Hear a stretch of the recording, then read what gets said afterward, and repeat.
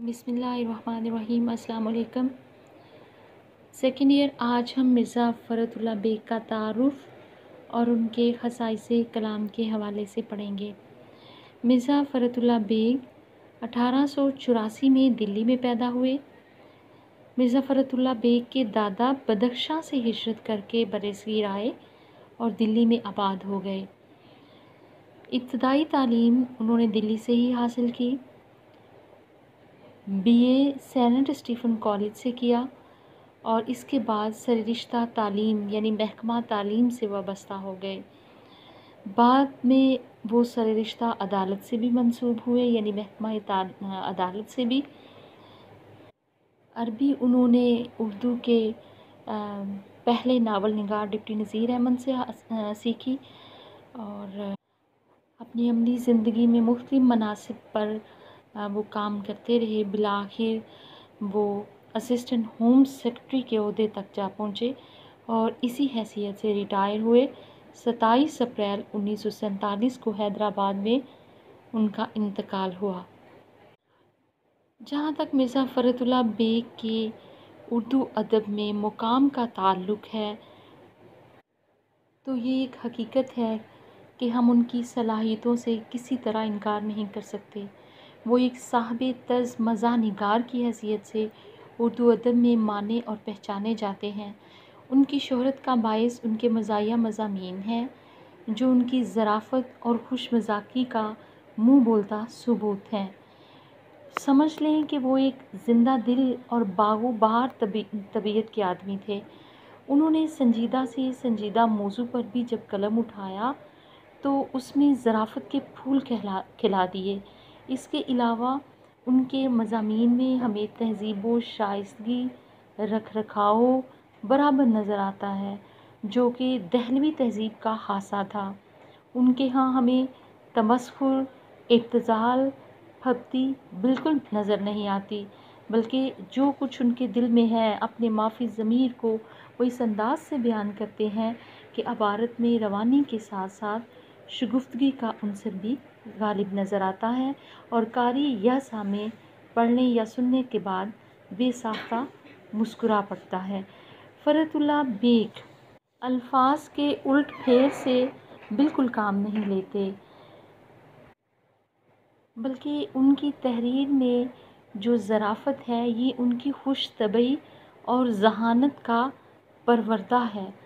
उनके मज़ामीन में खुश मज़ाकी ज़राफ़त ये उनकी खुश तबई की मरहून मिन्नत है। उनका हर जुमला, हर सतर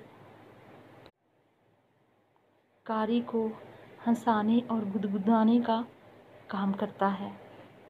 फिर एक चीज़ जो हमें फ़रतुल्लाह बेग की मज़ाह निगारी में देखने को मिलती है कि मुख्तलिफ़ किरदार हैं उनके मज़ामीन में। उन्होंने हाका निगारी पर भी लिखा और कमाल से लिखा।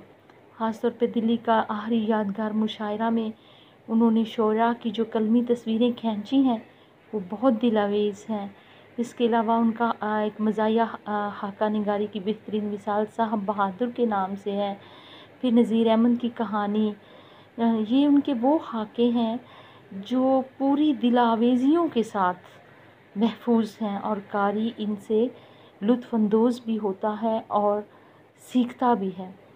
डिप्टी नज़ीर अहमद की ज़िंदगी के जो मतज़ाद पहलू हैं उन्होंने जिस मोहब्बत और हमदर्दी के साथ उनको पेश किया है उसमें वो अदब का दामन भी पकड़े हुए दिखाई देते हैं और कारी को हंसने और हंसाने के मौके भी फराहम करते हुए हमें नज़र आते हैं।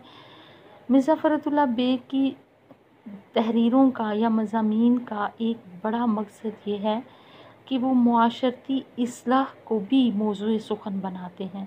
सिर्फ़ उन्होंने हाका निगारी पे नहीं लिखा या सिर्फ संजीदा मज़ामीन ही नहीं, बल्कि उन्होंने इस्लाह मुआशरत के हवाले से भी मज़ामीन लिखे जिसमें उनका कलम हमें रवां दवां नज़र आता है। और अब्दुल माजिद रिया आबादी उनकी जो ज़ुबान है उसके हवाले से क्या ख़ूबसूरत लिखते हैं कि फ़रतुल्लाह बेग की ज़ुबान नरम व नाजुक थी जैसे रेशम, लतीफ़ थी जैसे हल्की हल्की शबनम, सुबह थी جیسے پھول کی کلی، شیریں تھی جیسے مصری کی ڈلی۔ وہ ہنسی، مزہ اور دل لگی کی ہر چیز مہیا کرتے ہیں اور ابتذال کا سایہ بھی نہیں پڑنے دیتے۔ مرزا فرحت اللہ بیگ کے کلام میں پائی جانے والی خصوصیات کا جب ہم جائزہ لیتے ہیں تو ہم دیکھتے ہیں کہ اس میں ظرافت اور شگفتگی کا عنصر موجود ہے۔ وہ واقعات کو یوں بیان کرتے ہیں کہ سنجیدہ باتیں بھی لطیف اور نرم پن کی وجہ سے ذہن میں اترتی چلی جاتی ہیں۔ جہاں تک زبان و بیان کا تعلق ہے تو ان کی زبان خالص دلی کی ٹکسالی زبان ہے۔ محاورات کا استعمال کرتے ہیں اور دلی والوں کے اہل زباں ہونے کے حوالے سے ایک چھوٹی سی مثال آپ کو دیتی چلوں کہ قبرستان، جسے ہم لوگ بڑے آرام سے کہتے ہیں کہ قبرستان میں گئے یا قبرستان جانا ہے، دلی والے قبرستان کو قبرستان کہنے پہ بھی برا محسوس کرتے ہیں۔ وہ کہتے ہیں اس کو آرام گاہ بولا جائے۔ تو اس چھوٹی سی مثال سے آپ اندازہ لگا سکتے ہیں کہ وہ کس قدر زبان کے حوالے سے کانشیس ہیں۔ با محاورہ زبان ہے فرحت اللہ بیگ کی، سلیس اور رواں زبان ہے۔ پھر یہ ہے کہ ان کے ہاں ہمیں صرف ظرافت نہیں نظر آتی، ان کے مضامین میں سنجیدگی اور ظرافت دونوں کا حسین امتزاج ہے۔ کہ وہ اصلاح معاشرت کی بات کرتے ہوں یا مٹتی ہوئی تہذیب کے حوالے سے بات کر رہے ہوں، ان کا انداز ظریفانہ بھی ہے لیکن سنجیدہ بھی ہے۔ یعنی ادبی جو مضامین انہوں نے تحریر کیے ہیں ان کے اندر سنجیدگی اور شگفتگی دونوں کے پھول بکھیرے ہیں۔ فرحت اللہ بیگ کو خود بھی مشرقی اقدار سے وابستگی تھی اور وہ ہندوستان کی قدیم تہذیبی اور ثقافتی اقدار سے اس قدر وابستہ تھے کہ انہوں نے اپنے مضامین میں بھی اس حوالے سے اظہار کیا۔ خاص طور پہ دلی کا یادگار مشاعرہ جو ہے اس میں وہ دہلوی تہذیب کو بیان کرتے ہیں اور وہ سمجھتے ہیں کہ دلی کو ایک امتیازی حیثیت حاصل ہے۔ پھر پھول والوں کی سیر، نئی اور پرانی تہذیب کی ٹکر، یہ وہ مضامین ہیں جو فرحت اللہ بیگ کی تہذیبی وابستگی کو ظاہر کرتے ہیں۔ فرحت اللہ بیگ کو قدیم چیزوں سے بڑی محبت تھی۔ قدیم رسم و رواج، قدیم آثار، قدیم تہذیب، ان سب چیزوں سے انہیں محبت ہے اور یہ سب ان کی تحریروں میں نظر آتا ہے۔ خاص طور پہ صاحب بہادر ان کے جو خاکہ ہے وہ اس کی ایک واضح مثال ہے۔ وہ اکبر الہ آبادی کی طرح مغرب سے متاثر نہ تھے یا مغرب کی اندھی تقلید کو وہ طنز کا نشانہ بناتے ہیں۔ وہ مشرقی تہذیب کے دلدادہ ہیں۔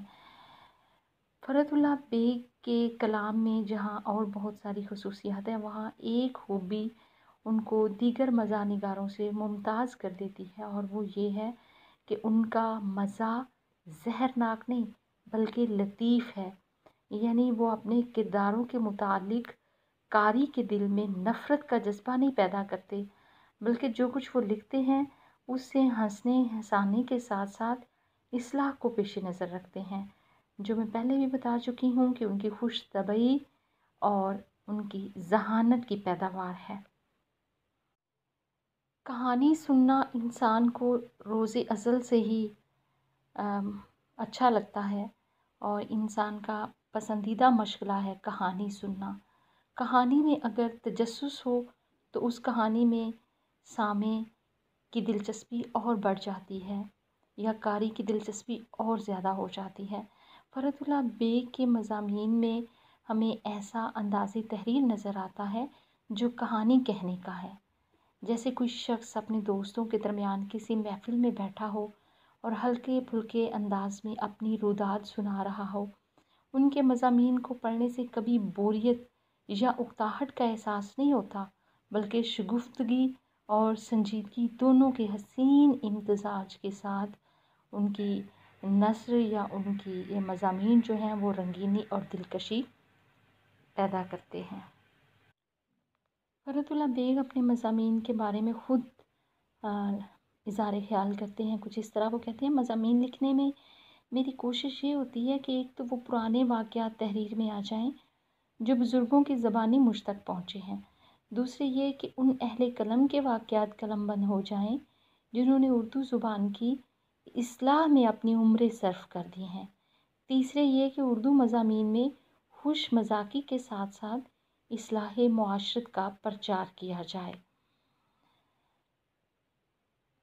مختصر یہ کہ مرزا فرت اللہ بیگ ایک بلند پایہ مزاح نگار ہیں اور ان کی ادبی حیثیت اور شہرت کا باعث ان کے وہ مضامین ہیں جو مضامین فرد کے نام سے 5 جلدوں میں شائع ہو چکے ہیں۔